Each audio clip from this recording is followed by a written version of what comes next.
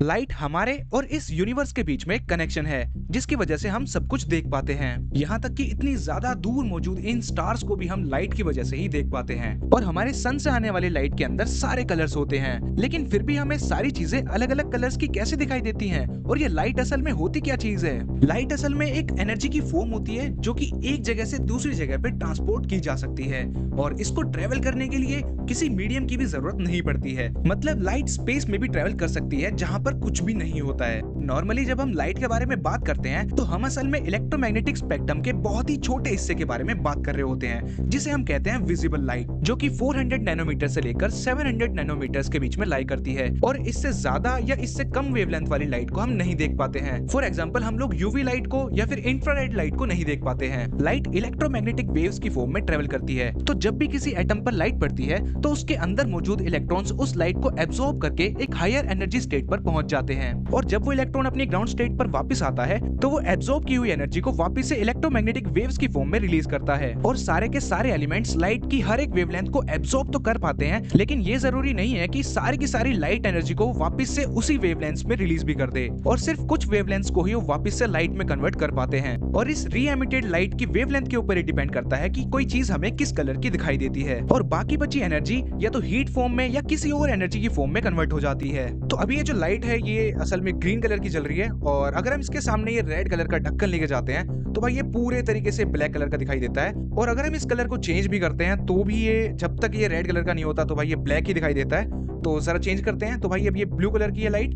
तो भी ये पूरी तरीके से ब्लैक दिखाई दे रहा है। तो जैसे ही ये कलर रेड कलर का हो जाएगा तो भाई हमें दिखाई देने लगेगा। तो आप देख सकते हो कि इस पे जो लिखा हुआ है टॉप्स, ये भी भाई अब पूरे तरीके से दिख रहा है हमें। और यहाँ पर हम देख सकते हैं कि कुछ लाइट इसके आर पार भी दिखाई दे रही है। और ऐसा कैसे हो सकता है कि ब्लू कलर की या ग्रीन कलर की लाइट को ये आर पार नहीं जाने दे रहा? क्योंकि इसके बीच में जो स्पेस है उसके बीच में से तो ग्रीन लाइट को या फिर ब्लू लाइट को भी बाहर आ जाना चाहिए था, लेकिन ऐसा नहीं होता है, बिकॉज ये सारे के सारे कलर्स को एब्सॉर्ब कर रही होती है। बट रेड कलर की लाइट को ये वापस से री एमिट करता है, और बाकी सारे कलर्स की लाइट को ये हीट एनर्जी या फिर और किसी एनर्जी में कन्वर्ट कर देता है। और इस सब के अलावा लाइट की एक और बहुत ही ज्यादा इंटरेस्टिंग चीज है कि लाइट से ज्यादा तेज इस यूनिवर्स में कोई भी चीज ट्रेवल नहीं कर सकती है। और अगर हम किसी भी तरीके से लाइट की स्पीड को अचीव कर लें तो हम टाइम ट्रेवल भी कर सकते हैं, लेकिन इस टॉपिक को हम किसी और वीडियो में डिस्कस करेंगे। और अगर आप लोगों को ये वीडियो अच्छी लगी हो तो इसे लाइक जरूर कर देना, और ऐसे ही और वीडियोस देखने के लिए इस चैनल को सब्सक्राइब करना बिल्कुल मत भूलें। Thanks for watching this video.